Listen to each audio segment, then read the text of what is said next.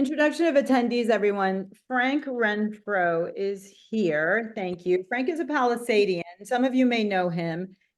He has been in conversations with me and with our senior lead officer, Brian Espin, who is also on the call. Thanks, Brian, for being here. It's the day after you got back. As we've been talking about security issues through the Palisades, Frank has been something of an advisor, even though he runs his own security company. He has sort of worked as an advisor. He's functioned as an advisor for us. He tells us what's available and what's possible out there, not just necessarily from him, but in the world of security. And he's helped us think through a lot of things. As you might all recall, a few months ago, we thought that we had zeroed in on flock cameras that were the Condor type. So not the license plate readers, but the pan, tilt, and zoom cameras that we would be able to install at the park and train them or, aim them at some of our problem spots. We were then told by RAP, Recreation and Parks, that couldn't happen. I have since, and I'll update you all when it comes to my updates, but I have since had a conversation with the RAP general manager, and let's see if Sonia's on the call. She might be on the call today. And I was told that their cameras would be prohibitively expensive, and so we're back to they might actually consider letting us do our own cameras. But while we thought that cameras would not be possible, I know, Michael Edlin, yes. While we thought that cameras would not be possible, we talked about foot patrols, which would be possible, and I'll tell you about those during my updates again. But in the middle of all that, Frank called me and he said, well, there's another option, there's a third option, and it happens to be mobile trailers. And mobile trailers are something that Brian Espin and others at LAPD, including the captain, have long told me they would really like. They like the mobility aspect of those. So I asked Frank to come to the PPCC and inform you all the same way that he's informed me. I think it'll help everybody sort of start to conceptualize all the different things that I've had to conceptualize over the last few months, along with Sue Cole and Michael Edlin, who've been in on most of those conversations. And then, once I get your reaction today, after I give you my updates, I think maybe I'll put a motion on the next meeting agenda so that we can talk about what we can do as a community to address public safety. I've also talked to Tracy Park. Tracy personally, she is very much in support of us. She supports our camera idea. She supports our foot patrol idea. She might be able to fund part of the foot patrols. I'll tell you about all that during my update too. But I think it's going to be great to just hear from Frank and get an idea of what the landscape of security looks like out there and what those mobile trailers might look like. So Frank, I will give you the floor. Okay. Hi, Miriam. Thank you so much. And hello, everyone else. So like Miriam said, I do as well live here in the Palisades and have lived here for a few years. We have a couple of kids, 2 and 4 that go to school from Montana. So anyway, I am in the security business and also am invested or interested in the security and safety for people that live in this area. So I included a link in the chat that will show you more information about a mobile security trailer. And so mobile security trailers have kind of become more popular within the past, I don't know, decade or so as technology has advanced. And what they are meant to do is deter crime. So they're big and they look like they're owned by the police department. And they run off of 4G. So it's a cellular communication. So it doesn't need to be wired or hooked up to wireless internet. So that alleviates one hurdle. And then also it runs off of solar. So you don't have to be hooked up to electricity.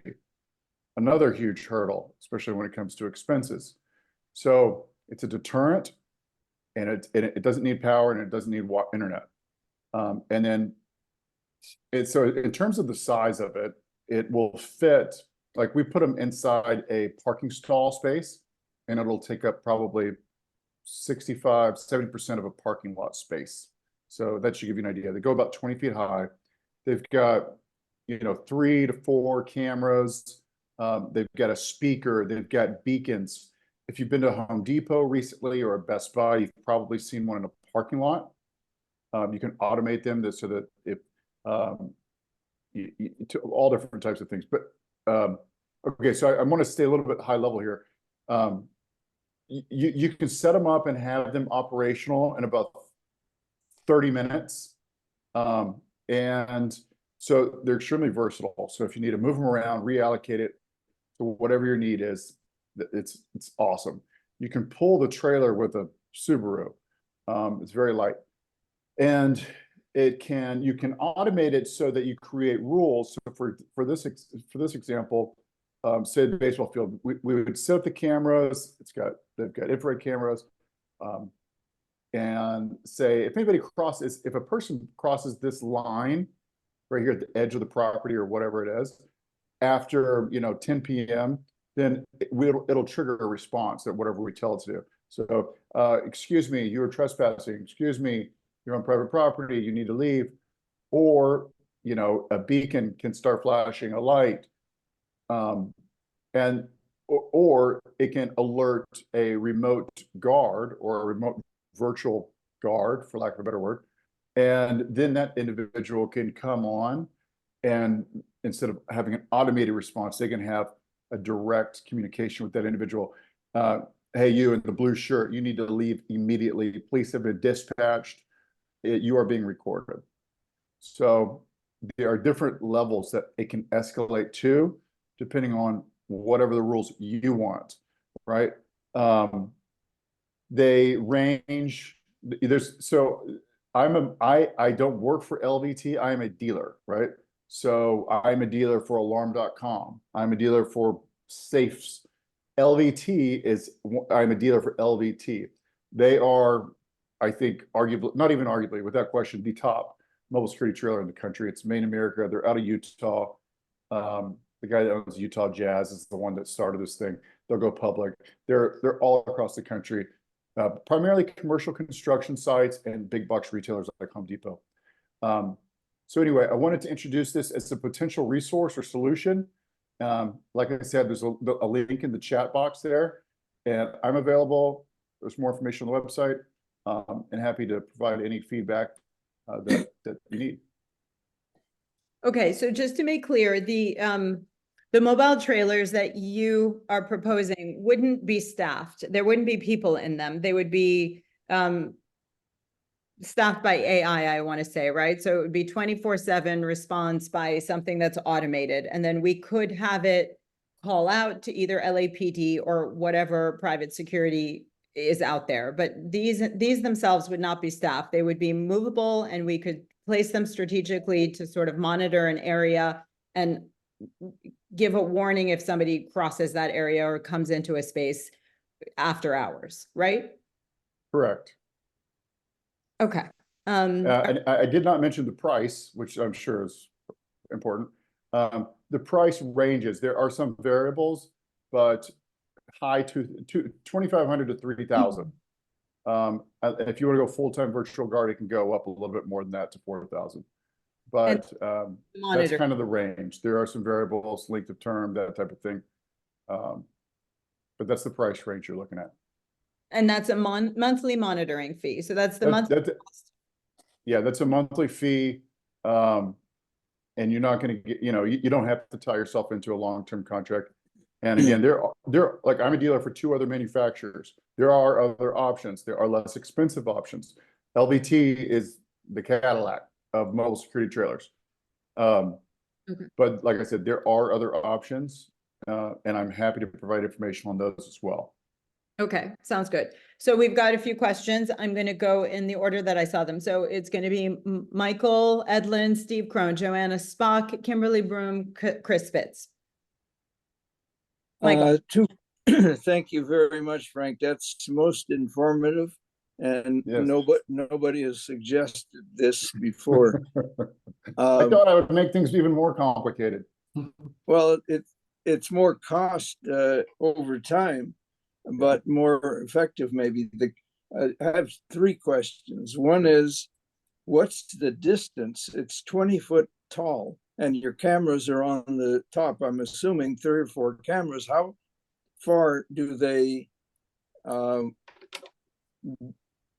go, and what is the angle of it? Or is it 360 because you got 3 of them? And then how far does it go? Yeah, so you know, you have the clarity will diminish as the distance increases, right? So like, can you see a guy in a black shirt walking 200 feet away? Yes. Can you tell that he's wearing a Los Angeles Dodgers hat? You know, I don't know. Those are a little bit, it's hard to give specifics on that. It's, so it works great at like in a Home Depot parking lot. So, you know, if you kind of have been there, you know, that's a good reference in terms of size. Well, So Home Depot, what was the other question? Home Depot parking lot would be a lot more than 100 feet. Oh, yeah, no, a few hundred feet, sure. Yeah, and they are PTZ cameras, so they can tell, so you can control it. There's 3 cameras, you can move and control. And if you click the link that I posted on the chat room, you can go in there, you can see full detailed instructional videos, videos of actual footage where it's been successful in stopping crime. So it's also just a huge deterrent. People that are up to no good, they don't want to be around this thing because it's like, it's got a blinking blue light and it's like, no, we're not going around there. And so Michael was asking you about the range, so the coverage range, but it's got a camera that that has footage that's recorded that LAPD or presumably someone else could then refer to, right? Yes. It can, so we can create different user privileges. Right. So like Michael could have one user type, Marion could have one user type, I would have a different type. You can basically provide access to people that you specify for live streaming, and then you can come in and review recorded footage. Okay, or we could just give it only to LAPD. So there would be for them to refer back to, because my conversations with just this week with the sergeant, Scott Albert, he said, and people ask this all the time, they say there are homes around the park that have cameras and they provide footage to LAPD, but it doesn't seem to be actionable for them. So I was told this week that the footage actually can be actionable, and that more than anything else, A, it serves as a deterrent, and B, it enables them to go back and look at the footage and begin to identify if there are repeating people. And then they've been able to use that footage even now to either go to their homes or go to their schools and take action. So that footage is important. It might not be a real-time means by which, you know, well, we've been told arrests get made. Might not be a real-time thing, but in reference, it is helpful. Okay, Steve, Joanna, Kimberly, Chris. And may I make one more point? You also have cameras out there that have, they're called active deterrents. That's what one company calls them. But basically they have strobes and sirens on the camera itself. So just like a normal camera you'd see mounted on the corner of a house or next to a 7-Eleven, but they'll have a light and a siren. And same deal, you can set rules, right? If a human being comes in this area, like a lot of convenience stores will use them, there's an anti-loitering feature. So if they've got somebody that's sitting there for 10 minutes, well, it'll trigger an automated alert. Excuse me, sir, this is private property. Thank you for patronizing us, but we need you to move on, or whatever. So you can automate these things, and you can customize the message. So a small camera can also be proactive, right? As opposed to exclusively reactive. Got it. Is what my point was. So anyway. Okay, Steve. First of all, thank you for coming. It's an interesting concept. I haven't heard of it before, so I have some questions that are pretty basic. You live in the Palisades, so you know the community. Are you envisioning that if this were to happen, there would be one of these things? What do you call them? What are just a trailer, a security trailer. One of these trailers at a specific location, night after night, or move it around. I mean, the cost sounds like it's not something that people are going to say, let's get a half dozen of them. Right. So a great question. So I think you definitely want to set it up and leave it there for a few months. And it'll also, we have analytics that will show you, okay, this is the activity we had on night 1, night 10, you know, night 30. So that you can get a really secure a clear sense that, okay, this is working. This is a deterrent.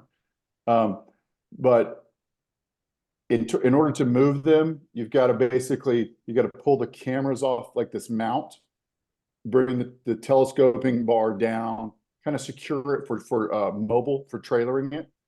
And then, you got to do it again. So doing it every couple of nights, I think would be cost prohibitive. But So does it sound to me like what you'd be thinking of, and I know this wouldn't be your decision ultimately, but that they'd set something up near the park, which seems to be the subject of a lot of issues lately with kids acting poorly. So leave it at the park and just say that it's going to be there all the time. People just get used to it. Kids who are acting inappropriately would know that there's gonna be something there watching them. That's what I had envisioned. That was kind of the that was the example that was used when we talked about the solution. All right, and so it would stay there. What was the cost again? I know you said I didn't hear. Between 2,500 and 3,000 a month. So 35,000 a year roughly or something. So that would require, in order to keep it there year round, there's going to have to be some way of coming up with that money. Okay. Yeah, and you can buy these. So like there are people that will white label them, and I don't want to present too many different options here, but you can buy them. But the challenge is it's software, and that stuff needs to be monitored, updated, and that requires time and money too. But fair enough. Thank you very much. Sure. Appreciate it. thank you, Steve. I'm going to jump in on the fundraising part because that's going to be a question. That's going to be something we'll talk about. When we were talking about flock cameras, I think it was about $3,000 a month. We were talking about fundraising. When we're talking about allowing RAP to hire 2 patrolmen for the weekend, that price quote has come in at around $4,000. I've requested that the council office help us with that because I've learned from LAPD that if the council office gives them some discretionary funding, they can allocate LAPD resources to the foot patrols.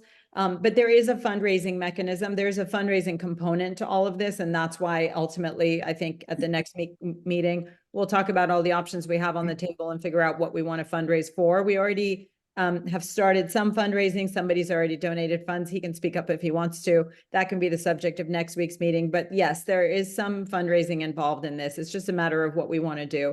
And I'll give you a report of what LAPD most recently told me. Apparently some of the vandalism has decreased. So we may decide that we're going to, table this or see what goes on for the next few months. But yes, there is a fundraising arm. The part of the mobility aspect of this trailer that seems interesting is that, if for a few months our hotspot is at the park, the trailer could be at the park. If that hotspot moves, let's say it moves to the dog park when it opens, or Potrero Canyon when, I don't know, whatever, or wherever else, this potentially has the potential to move, not nightly, obviously, but if issues move, our trailer can move. So that's an interesting component. Joanna. But then I just want to say in response, if that were to happen, Miriam, then those same kids or people, whatever ages, who saw that trailer and were dissuaded from being there will also be aware when it's moved. Yeah, I hear you on that. And that's another part of the conversation I had with Sergeant Alpert, and we can have it with SLO Espen here. Almost everything we're talking about is ultimately just a deterrent. These kids I don't know that they're doing things that rise to arrest, but even if they are, I'm told short of real serious crime, they're not being arrested. So almost everything we're talking about is really a deterrent. I mean, even if the Department of Recreation and Parks decides to hire that 2 patrolmen that they're talking about right now for the weekends, those people wouldn't be able to cite or arrest. They would really just be walking around deterring the kids from coming back. And so, yes, there is a chance that they would, return when the deterrent's gone. But the whole point would be to educate parents, keep that deterrent around the Palisades in some way so that at no point does anybody think they can sort of, come back and conduct themselves as they have over the last few months. Let's see, Michael, I see you, but I'm gonna say Joanna, Kimberly, Chris, and then I'll come back to you. Okay. Given that the kids that we're talking about here are known for vandalism, climbing up on buildings, setting off fireworks, other things, how impervious are these to vandalism?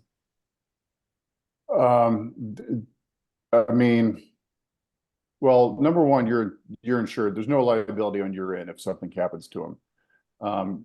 They've got 4 arms that come down and lock against the ground, and then those joints have locks on them themselves. So the trailer hitch itself is locked. There's a couple of like boxes that will contain either like kind of a processing unit, a battery. Those are locked. They're also they're built to withstand, you know, an aggravated person trying to cause damage to it. There are also rules that we set where basically if you come within like say a foot or whatever to the unit itself, we can trigger alarms. I mean, these are very loud speakers, right? Like you can crank this thing up and you can deter someone pretty quickly. So it's not a concern of ours. LVT insures them, so you're not liable for any damages. Thanks. Okay, but good point, Joanna. I mean, what's to stop them from going up there and whacking at the camera? Hopefully the Or the solar panels. right. Right. Hopefully the alarm, the sound, and maybe a mechanism that's calling out to LAPD. But yeah, good point. I mean, if vandalism is the issue. All right. They're kind of like, if you've ever, next time you go to Home Depot or Best Buy, if you walk by one and say you come over to it and you know, set a Coke can on top of it, it will start talking to you. Welcome to Home Depot. You know, it is a little bit jarring and intimidating. They're intimidating. So they're very effective. Love that. Okay, Kimberly, then. Actually, I do not have a question now because Joanna had my question, but I have to say that I love the verbal part of it. There is no criminal that wants to be called out. You know what I mean? I Yes. mean, the loud and the speaker and the flashing beacon, it's all sounds so good. So thank you for coming. It's very exciting. Absolutely, my pleasure. That's a good point. The flashing and the beacon. I mean, what kid wants to be doing shenanigans while there's like a strobe light playing? Yeah, good point. Okay, Chris. Thank you, Frank, right? That's your name, Yes, right? yes, ma'am. Thanks very much. Yeah, some of the questions that I had were already answered, like the vandalism one and some that Steve asked. But here are a few more. And some of what I'm going to ask maybe are better for the council to talk about when we discuss Sure. this again. But I'll just ask a couple. So the loud noise sounds really interesting as a deterrent. If you put this in the park, it'll be near homes. We all know that the loud noises are very upsetting to those adjacent neighbors. Yes. We talk about that with the bocce all the time. My husband plays on a bocce team. It's always an issue. Bocce. I I knew just pickleball. I didn't throw know this out bocce. for everybody that is a potential. Yeah. I personally am always concerned about, I don't know who's going to be signing the lease, for example. Somebody has to sign the lease, right? It's not something PPCC does, but we can talk about, that's something for our council to discuss. But you would require some responsible party to enter into the lease, right? There would be a counterparty. Yes, ma'am. Okay. So, I hate to get in a situation where you get some disgruntled neighbors and you get threatened Yeah. lawsuits, and we don't want PPCC to be involved with any of that. We just want to protect the community. That's our main goal. So I'll touch on your first disgruntled neighbors. That does happen. Okay, Yeah. so like we've got a blinking blue beacon light, and at nighttime, you know, someone will say, "Well, I can see the light coming through my window shade." Oh yeah, it's going to be an issue. I can see it now, but whatever. We'll talk about that later. Yeah. Secondly, permission to place the unit. I presume we'd have to get permission from Rec and Parks if you wanted to put it at the park on actual park property. If you want to put it elsewhere, we're talking about other hot spots, like in a right-of-way situation. I guess we'd have to get permission from the city. The same thing on the beach. So these are all issues to consider. They may be impediments. I just don't know.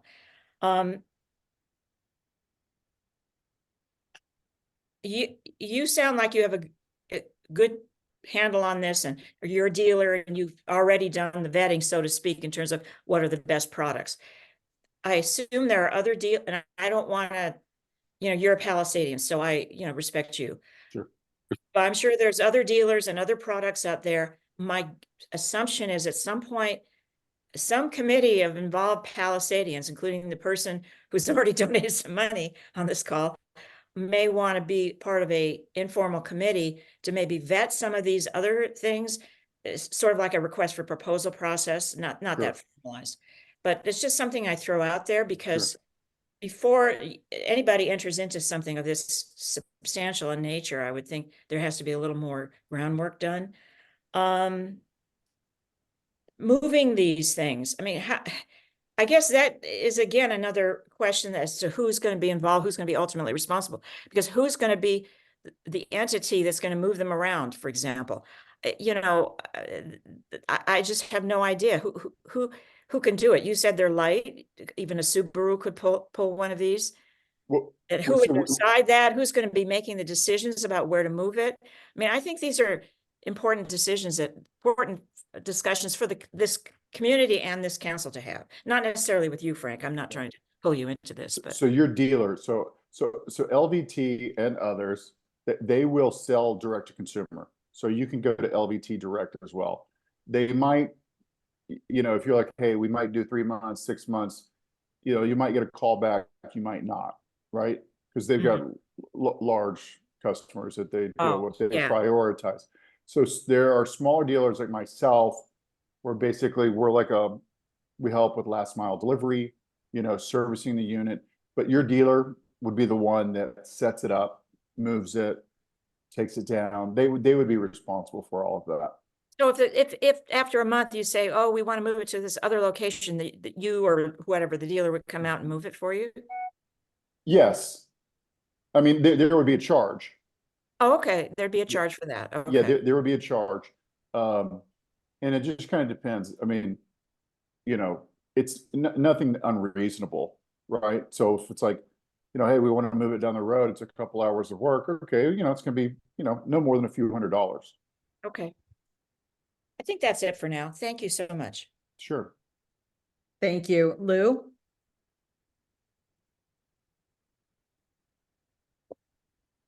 Can I ask a question?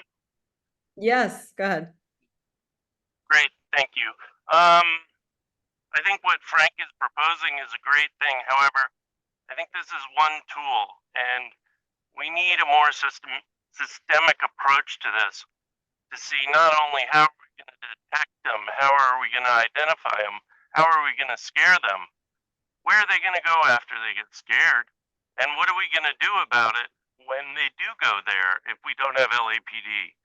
I think we need a holistic approach, and Frank's idea, the carts and the mobile units are great ideas and they're great parts, but they have to be about an overall thing of how you deal with this, and also get to the fact that a lot of our kids, a lot of our teens in town don't have places to go.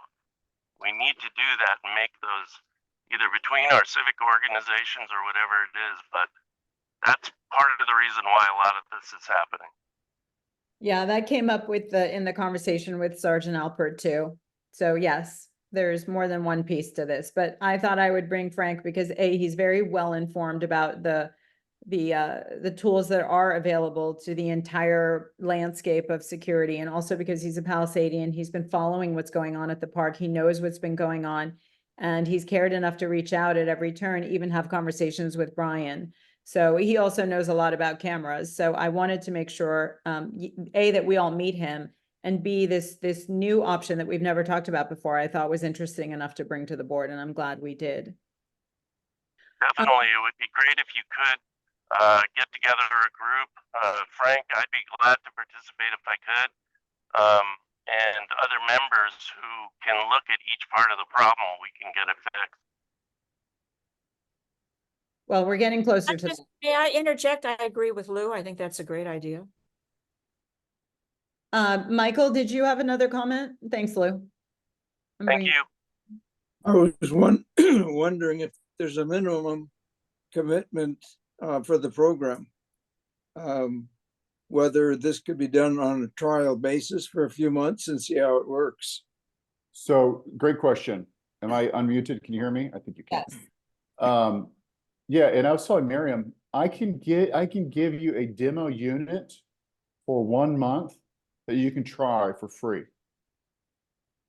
In terms of the term commitment, there's not one. That will cause the price to go up a little bit. Okay, we very much appreciate it. We will hold on to that. Like I said, I think at the next meeting, and I'm hoping Sonia comes today, because if Sonia from RAP comes today, she can tell us a little bit about the foot patrols. But I think at the next meeting, I'll have something, you know, a little more holistic, as Lou says, for everybody to talk about and consider. So I'll talk to you before then, but we'll put this in there too. But I appreciate it. Part of what we're looking at is a fix in the immediate term. And I think everybody knows this. So there's, you know, in order to mount cameras, even if RAP were to give us a green light to go with Flock, it would still take a few months. To get the foot patrols, presuming we can fund them, that would not take very long. A mobile cart, what's it called? A mobile, whatever, a mobile unit like yours. A trailer. It's just, have you ever seen like a Sea-Doo trailer? That's like literally what the size of it is. Couldn't think of the word trailer. A mobile trailer like yours would be an immediate fix. The question becomes, you know, LAPD has put some money, they've pulled funding from other task forces of theirs, as I'm told, and Brian can talk about this. And they've been putting people out there and foot patrols out there, and it's worked. So there's less and less vandalism, and it's detracted from some of what we've been hearing. So maybe that immediate need is gone. That's something we can talk about. But yeah, there are fixes that are sort of more permanent and they're long-term, like, you know, if RAP mounts cameras on their buildings, they're going to work for a long time, for many years, presumably. And then there's the quicker fix that we were all talking about, the deterrent, where the kids stop coming, or if they do come, there's somebody who can interface with them and say, you know, go to the YMCA and work out, or go home, or, you know, don't loiter in the park. So that's just something we need to determine. Are we still there? Is that immediate need still there? Or are we now just talking about long-term maintenance and security? Kimberly? Yeah, I just have one quick comment. You know, the one thing I've learned about being in this council for the short period that I have is it takes forever in government to get anything done. And I'm a really results-oriented person. So I love the fact that we could just test this out and put it out there, because the more the merrier. I feel like if the foot patrol's working, great. Let's like layer it with something else. I mean, let's show them that we're serious about, you know, controlling their not so nice behavior and all the stuff going on. And the fact that we can like try it out and for free and just try it before you buy it is kind of cool. So I love the flexibility of what he's proposing. I do agree with Chris and all the legal stuff, because, you know, we have to also consider that, but why not just layer it up, you know, and have as many things as we possibly can. I mean, we have been dealing with this issue for a long time. And I know some of those homeowners around the rim, they might not be happy about the lights, the siren, but they're also the ones complaining all the time. Yeah, but some of them also have been offering footage, so. Right. But anyway, just saying, you know, there's always going to be complaints no matter what you do. But I just love the fact that this can be like a quicker fix than it seems like the other things are. So that's all.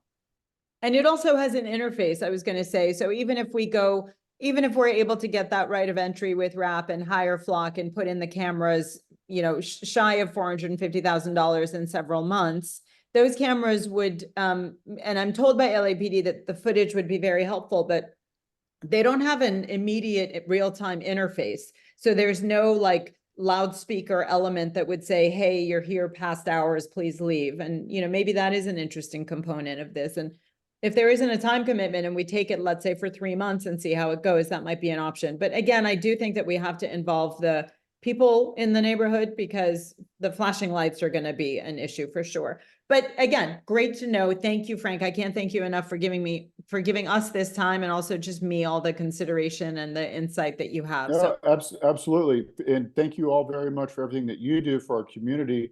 We absolutely love it here. We didn't grow up here. I'm from Texas. My wife's from Laguna Beach, but we absolutely love it here. We live in El Medio Bluffs. And, you know, I encourage you, if you know how to find the chat area, click on that link. You can see videos. The visuals, I think, will really help explain everything and I'll make it include crystal it clear. in- So, but I'll include that link in the email that I send out after the meeting, so okay, everybody, cool. but And yeah, you can use me as a resource for different types of cameras that are out there, cost comparisons, whatever. Just let me know. wonderful. Thank you. Thank you so much. We Yeah. really appreciate it. Yeah, of Thank course. Before we let you go, and we still have to approve minutes, we're at the beginning part of the agenda where we talk about guests, but before we let you go, Brian, you're on the call. Do you want to add anything to this? I mean, you'll have your update later, but anything to add to the mobile trailer unit or any of this? No, I mean, like I've told like I said before, any tool we can use to be a deterrent is a tool that will benefit the community. The trailers that Frank was talking about, you see them all over. Beverly Hills has them on their streets. Beverly Hills police, obviously they can do a little bit more than we can, but they have actually their own trailers that say Beverly Hills police on it, and they're parked. I think one that I saw was on Olympic and some of the areas with the cameras, and they have these LED blinking red and blue lights, so it looked like a police car almost. So it draws attention as if it's a police car. So like Frank said, anything we use as a deterrent will benefit for sure.